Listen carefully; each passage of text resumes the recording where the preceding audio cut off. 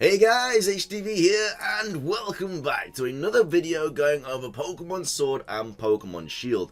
Today's video, we're going to be going over all of the things that you may have missed about Pokemon Sword and Shield that did come out yesterday. Because on the website, there's an absolute gold mine of information that hasn't been displayed properly. So we're going to go over all of that today. If you're excited for the video, be sure to drop a like down below. It really does help out. Leave a comment as well. What was your favorite thing about the trailer that we did get yesterday? And of course, if you're down there and you're brand new, make sure you subscribe as well, because hey, it's completely free, and ring that bell. Without further ado though, guys, let's get into the video, and I really hope that you guys enjoy.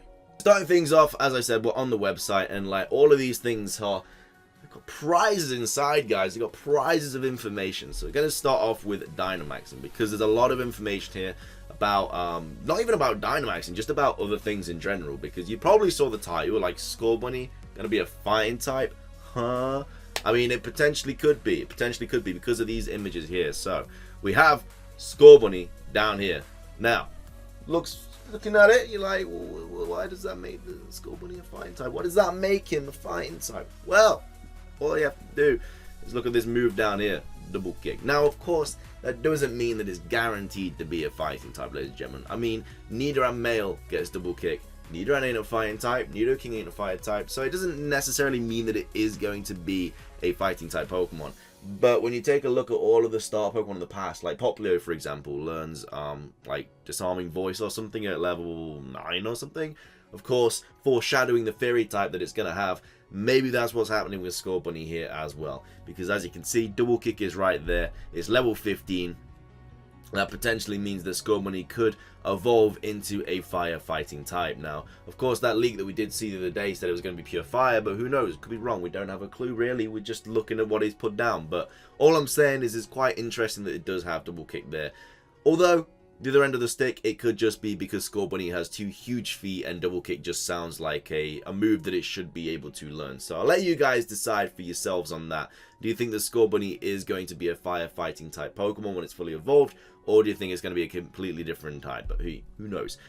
Next up, we do also have Grookey down here. Now, Grookey potentially could be a Grass Dark type Pokemon. And that is because Grookey learns Taunt. Of course, it's only level 15.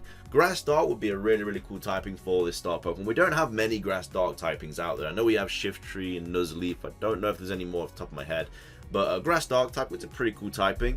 And as you can see, it has Scratch, Razor Leaf, Growl, and Taunt. Again, I hope they don't keep this as the actual UI, like the interface, because it doesn't look great. It looks like something that you made in paint. I don't know.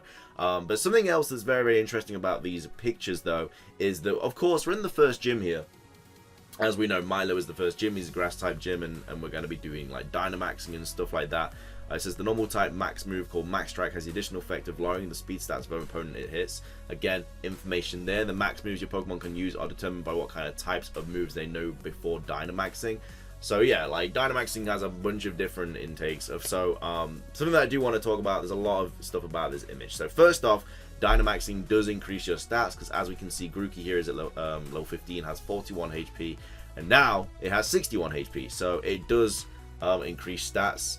It makes sense. I mean, it's getting, what, 50 times the size of what it usually is, so why wouldn't it increase the stats? It makes sense to do that. But not only that, we also have Eldegoss over here, which is in the top right. Now, Eldegoss is a level 19 Pokemon there.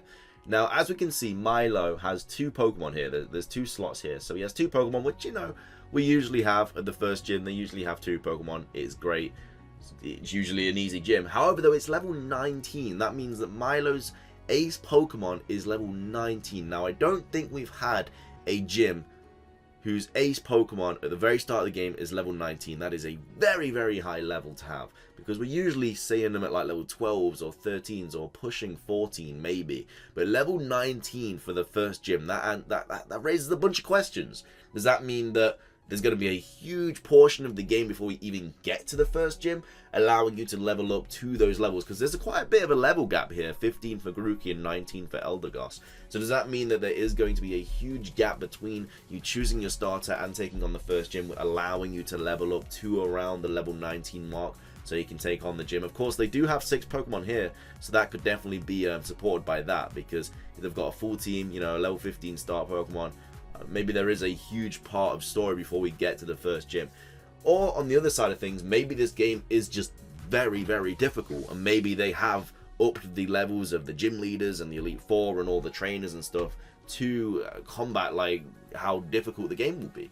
You know, level 19 is very, very high. We've not had that before. That's like gym leader 2. Like, that's the second gym leader levels, that is, and that's like the ace of the second gym leader. It should be, but as we all know, it's the first gym leader. So yeah, level 19 for the first gym is definitely very, very much of a push. So what do you guys think about that? Do you think it's just difficulty has been upped, or do you think there's just going to be a massive portion of the story before we even fight the first gym leader? Because obviously we have to find like the Dynamaxing ring, which is this. So maybe that's given to us at the start, or it says naturally the Dynamax phenomenon is the topic of much research in the Galar region. A special item known as the Dynamax band is the product of such research. Only trainers who possess a Dynamax band are able to Dynamax their Pokemon. So we obviously have to get this before the first gym. So maybe there is a lot of story that we have to do. Who knows? Who knows about that? So that's a lot of information here. Obviously, will Scorbunny be firefighting? Will Grookey be grass dark? Obviously, Dynamaxing increases your stats. Eldegoss is level 19. First gym only has 2 Pokemon. A lot of information there. Still a lot more stuff to go, though. We've got the Pokedex phone. So the Pokedex phone is brand new as well. We obviously had the Rotom Dex. Did I say Pokedex phone? I meant the Rotom phone. But yeah, we had the Rotom Dex in Gen 7. And now it says about the Pokedex and Rotom phone.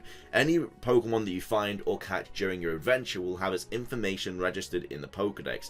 The Pokedex in these titles will actually be part of your Rotom phone. Your Rotom phone is also home to Rotom, a Pokemon that can enter into various electric appliances, and your Rotom phone can do a lot more than serve as a Pokedex.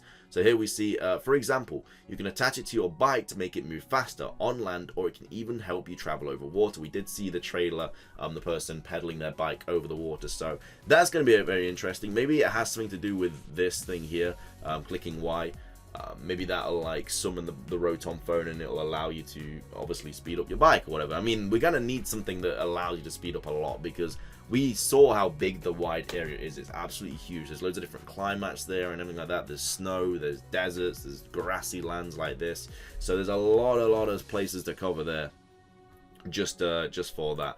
So the people of the Galar region, I think this has pretty much got all covered up in the trailer. This is the purest image I've ever seen. The little Budu on the front. We obviously have Leon here. I don't think there's too much information about these characters that didn't already be shown in the trailer. We've got Milo here again. Yeah, nothing too big about that. Spectators will flock to the gym stadiums to view these battles, and the matches are broadcast on television as well. So that's what that Rotom thing is around. I don't know if you saw it in the trailer. That Rotom kind of, I don't know, it was like a camera that flew around the whole thing. That was just capturing it for the TV. So in order to challenge the champion, you and your rivals will need to defeat the top trainer. Love how it says rivals there as well. It says rivals. It doesn't say rival, it says rivals. Which I don't know if they meant to put that in, because that's actually a huge giveaway that we're going to get more than one rival, because we only know about Hop. Of course, there was the leak yesterday saying that we're getting like BD and stuff as well, like 2 other people. So that basically confirms right there that we're getting more than one rival. So yeah, I mean, you just gotta have a look at this website, because it's just a gold mine, really. But it says defeat the top trainer for each Pokemon gym who is known as the gym leader. The battles with these gym leaders often involve intense clashes between Dynamax Pokemon. So we obviously haven't heard anything about gym masters, so maybe that's even something different. But yeah, so that basically confirms that we're going to get more than one rival. Didn't even see that before making this video. Obviously I saw it on the leak the other day, but kind of nice to be confirmed that that's probably going to be true. Then we obviously have the Pokemon of the Galar region. I already went over that yesterday with my breakdown of the Pokemon. Check out the natural beauty of the wild area. So the wild area is very interesting. Like I say, about all the climates, that's the Rotom phone that I was talking about. We've got Mantike there. We obviously got Milotic. There's vast expanse of land in the Galar region, which is known as the wild area. The wild area is full of nature as far as the eye can see, and it connects 7 different towns and cities. You'll find greater variety of Pokemon living here than anywhere else in the Galar region. The Pokemon you run into will change depending on things like the weather or location, so you might see something new each time you visit. So yeah, literally, I think this is why the replayability of this game is going to be so fun, because literally every time we come here, whether it's night, day, stormy, rainy, snowing, foggy, whatever, there's gonna be new Pokemon to catch, and they're all like roaming around like this as well. The wild area can be reached through various towns. It seems that Pokemon you run into will change depending on things like the weather or location. Like we can see Seismitoad here when it's raining. It does look like it's raining here. And then obviously this is the desert. We see Tyranitar, so you're able to catch Pokemon like that.